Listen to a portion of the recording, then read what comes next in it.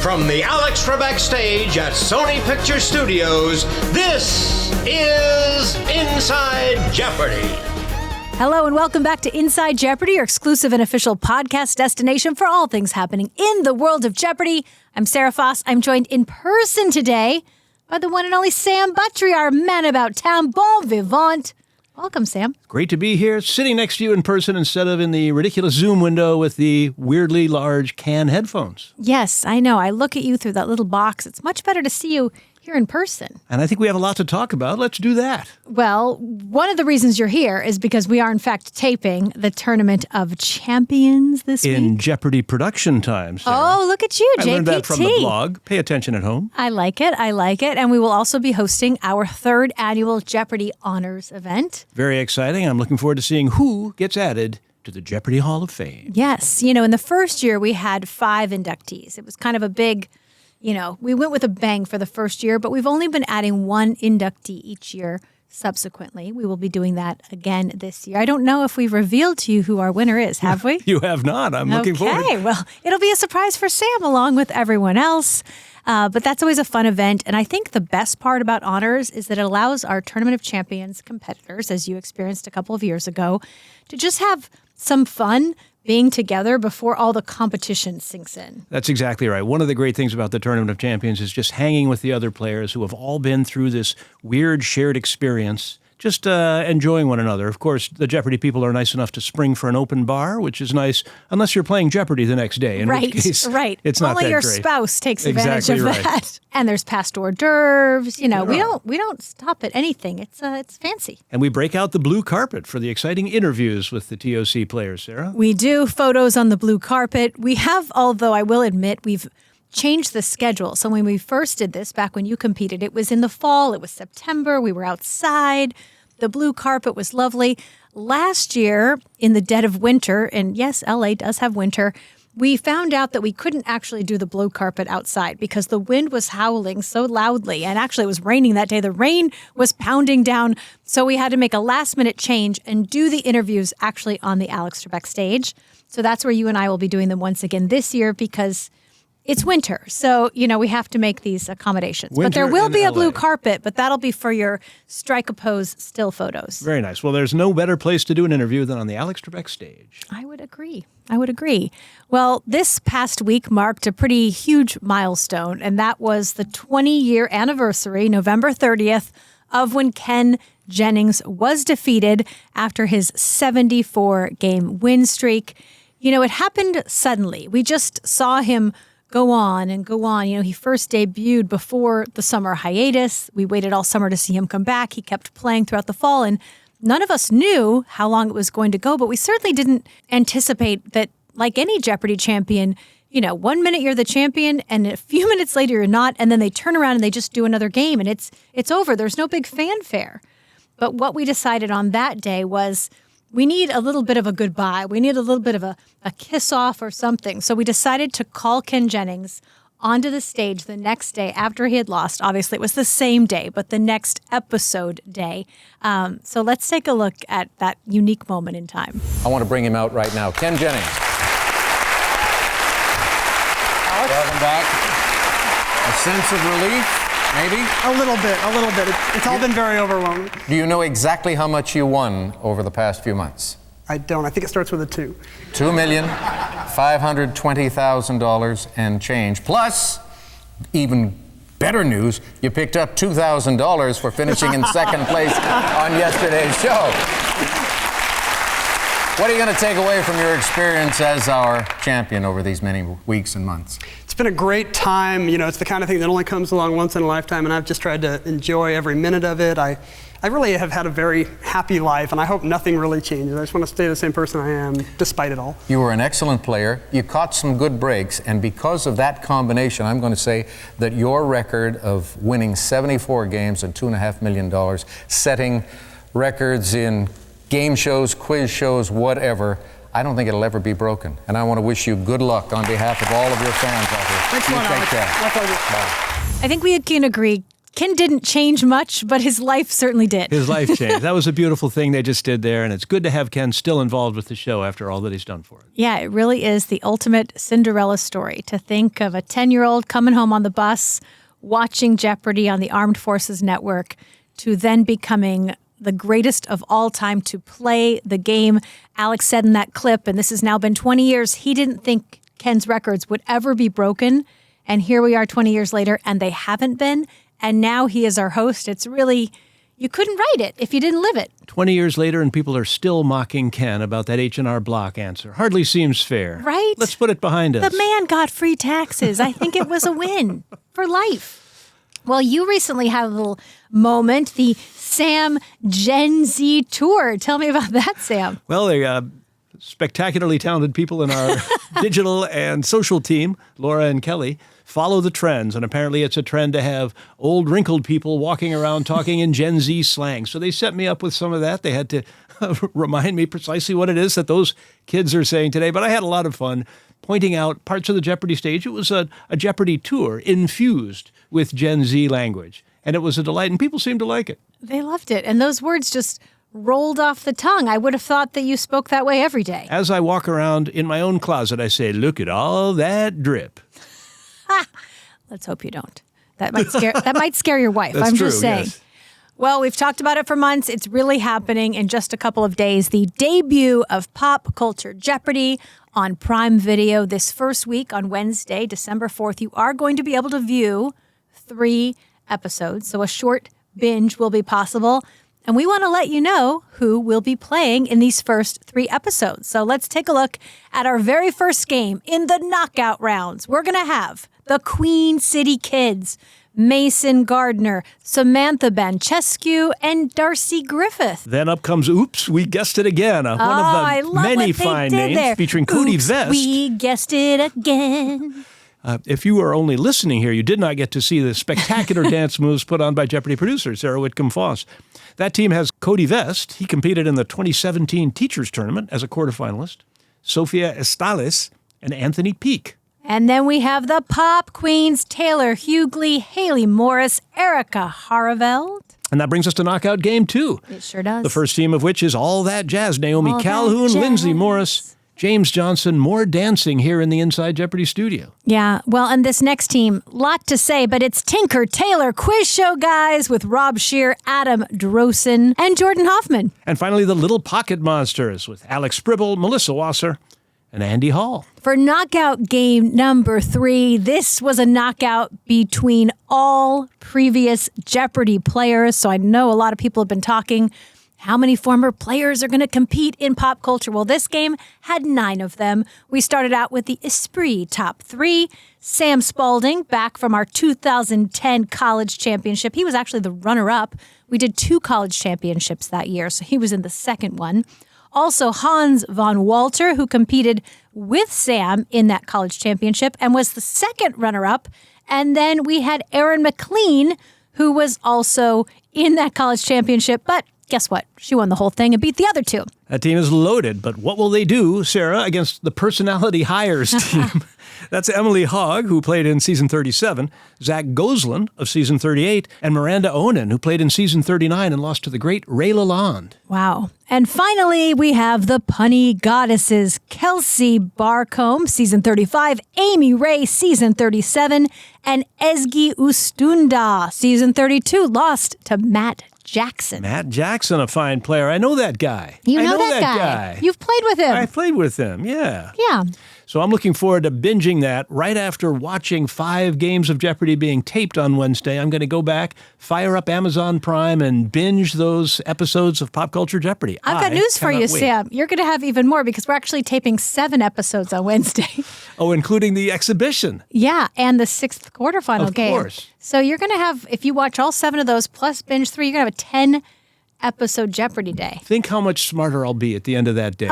And just how entertained you will be, Sam. So much Jeopardy. You can never have too much. You really can't. All right, well, let's take a look at the highlights from last week's game back in regular Jeopardy. We kicked off the week with our returning champion, Adam Hirsch, battling back against Kevin and Carolyn. Adam got out to an early lead, but then dropped $3,000 thanks to an incorrect daily double. But then Kevin, thanks to a $3,000 correct daily double, ends up with a runaway win and a good start to the week. Remember, those daily doubles will kill you, Sarah. A $3,000 daily double, if you get it right, adds $3,000. If you get it wrong, it subtracts $3,000. That's a $6,000 swing, and that, my friend, is the Jeopardy. Ah, I see what you did there. One thing I loved about this game, we had a category featuring Alai Cravalho. She's the star of Moana 2. And she did a category all about Polynesian culture to not only promote the movie, but also to bring awareness to various clues about Polynesian culture. And I think what was so inspiring is how committed she is to making sure the clues were authentic, that they accurately represented the history of Polynesian culture.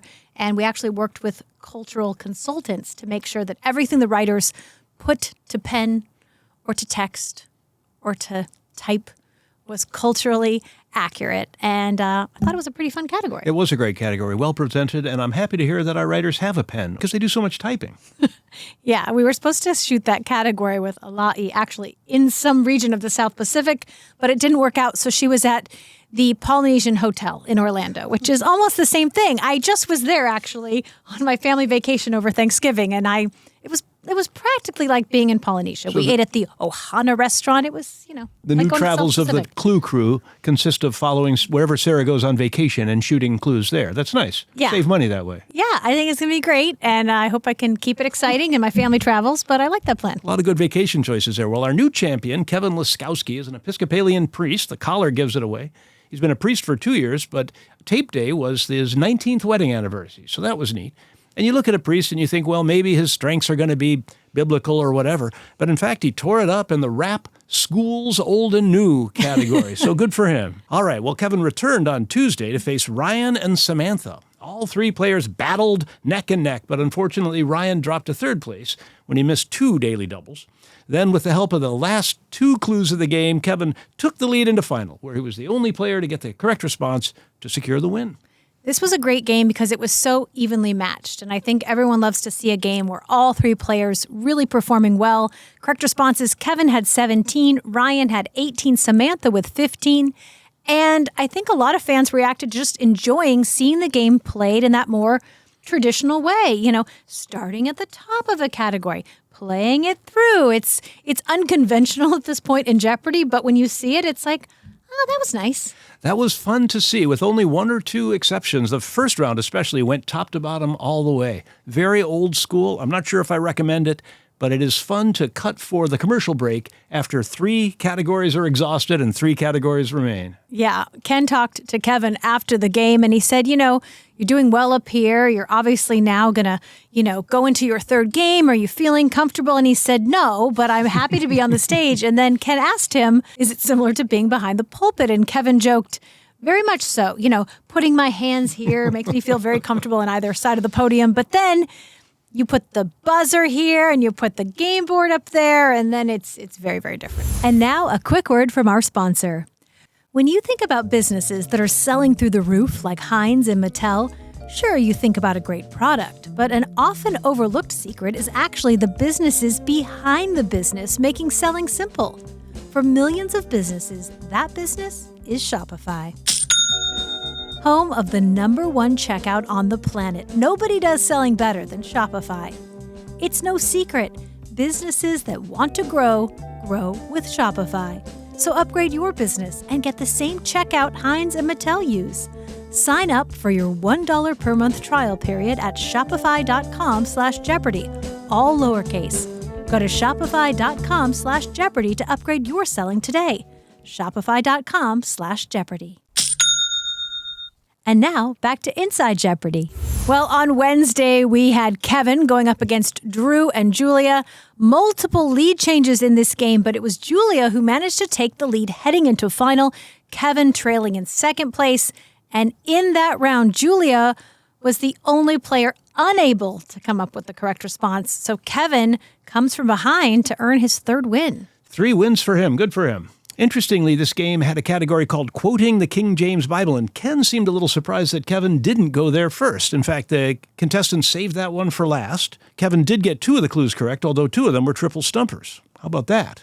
Well, Ken asked Kevin about that in the post-game chat. Let's take a listen. Well, that was anybody's game. You all played very, very well.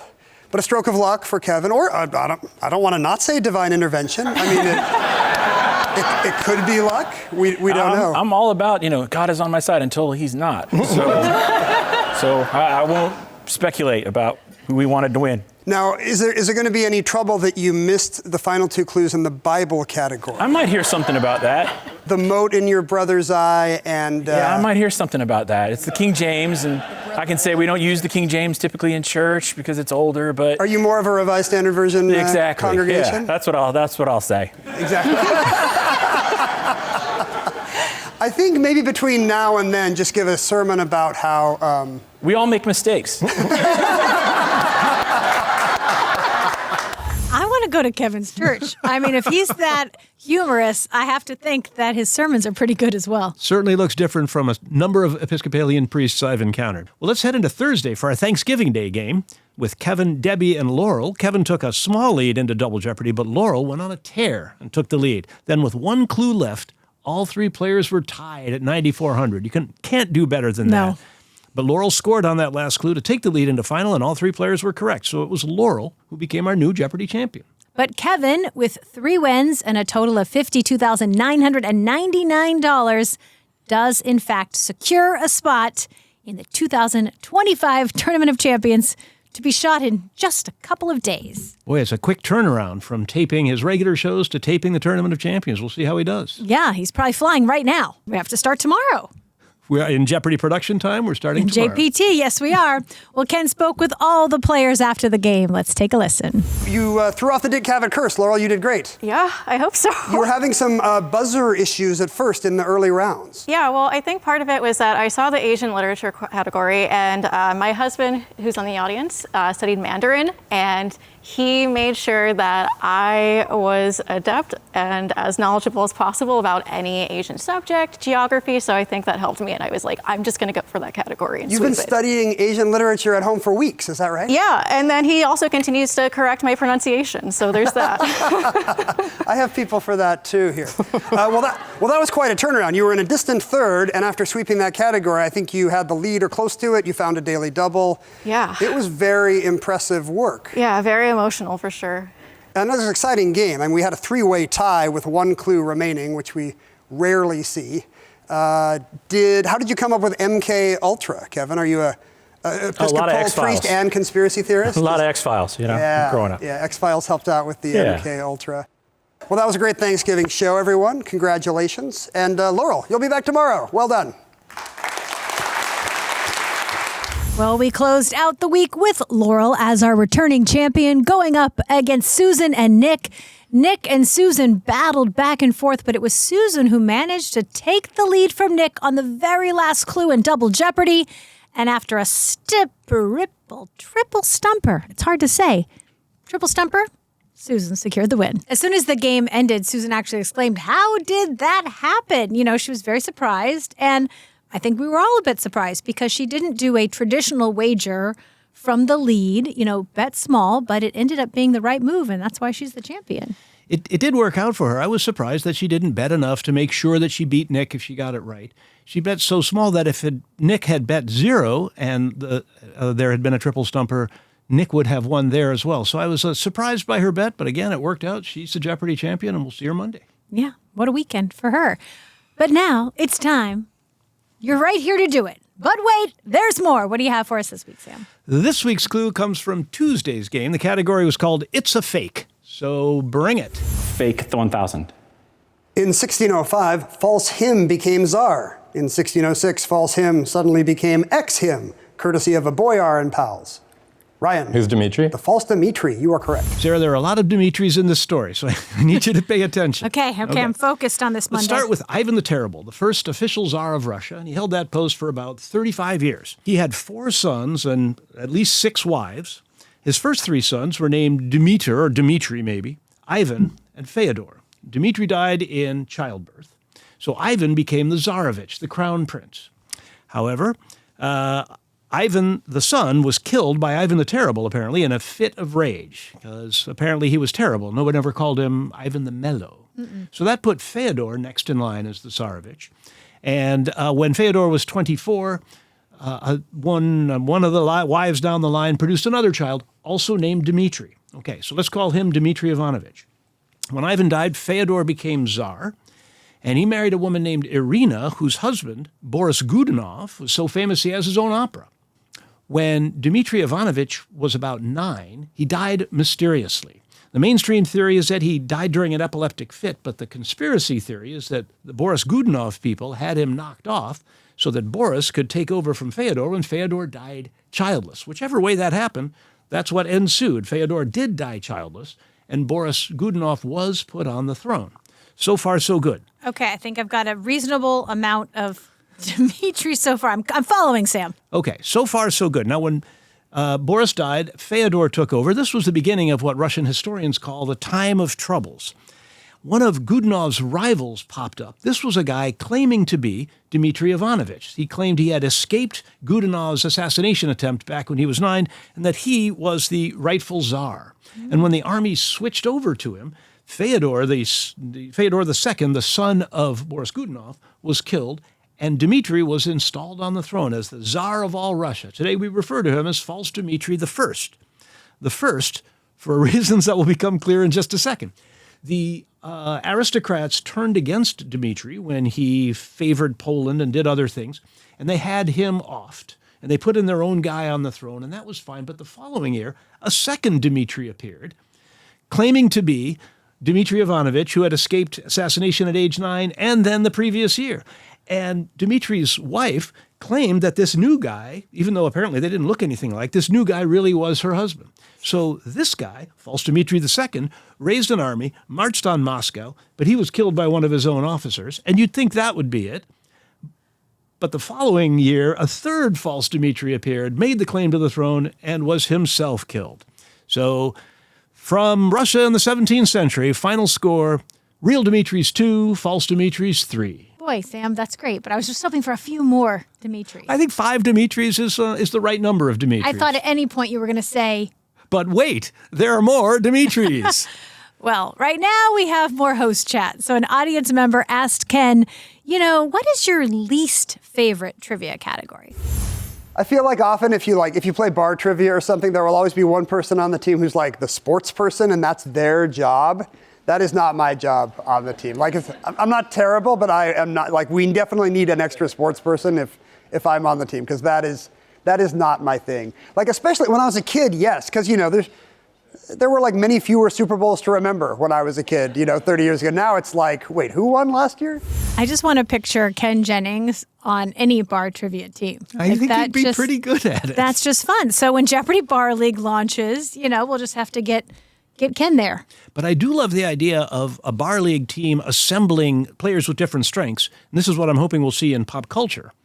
Yeah, different strengths. Some person's a movie guy, someone's a music guy, Exactly someone's more of a, reality TV guru. It changes the way you prepare for the game, I think. Well, you will see that was certainly the strategy with some of the teams, and I think you'll see how it works out on Wednesday. Well, now, Sam, we asked for them, and we received them. Ask and you shall receive. We have a viewer question, and this one is really directed towards you. Daniel asks, what would be your ideal Jeopardy category? And conversely, what category would you have hated to have seen come up on the Jeopardy board during your run? For me personally, Daniel says, wordplay and crossword categories are particularly strong, whereas math is like foreign language. Well, Daniel, first of all, thanks for writing in. And if anyone else has questions, send them in to InsideJeopardyPodcast@gmail.com. I will tell you, like you, Daniel, I love the wordplay categories, the anagrams, the palindromes, the before, during, and after, the rhyme time and triple rhyme time. Maybe before, during, and after was my favorite because it requires you to synthesize several facts quickly and come up with a cool-sounding answer like Isle of Man, Ray Charles, or Pete Rose Garden of Earthly Delights, And I love the wordplay categories because I think it differentiates Jeopardy from other quiz shows that rely maybe more on fact memorization. I like them because I think I did well on them, and I like them for me because I think they're hard to prepare for. So I know, for example, Masters champion Victoria Gross she didn't fear anything, but she feared wordplay categories a little bit more than some others, just because they're hard to prepare for. So the categories I didn't like were also ones that I couldn't really prepare for, but which I didn't happen to know organically. So on Friday, there was a category on Billboard hits from a particular date in 1983. I knew all those because I was listening to the radio in those days, because that's how old I am. But I was in a game, or maybe I was watching a game, in which the category was something like rap lyrics from the 90s, or maybe it was pop lyrics from the 90s. These were songs I didn't know, artists I didn't remember, and definitely not lyrics I ever would have come up with. And it's not the sort of thing you can prepare for. So I'm not saying it's not a legitimate subject. It is. I just didn't happen to know it. So I do not look forward to pop culture more recent than when I was growing up way back in the Herbert Hoover days. Thanks for sending in your question, Daniel. Yes, thank you, Daniel. And Sam, you can't know everything. No, you can't. That's why I need a team full. I need Ken Jennings on my trivia team. There you go. Well, that brings us to the end of this week of Inside Jeopardy. We have a lot to do. We've got to get ready for Jeopardy Honors, TOC, and we will be back next week with lots of highlights from this week's game, as well as the debut of Pop Culture Jeopardy. We're so glad you're here. Stick around and click that subscribe button so you see all our latest videos.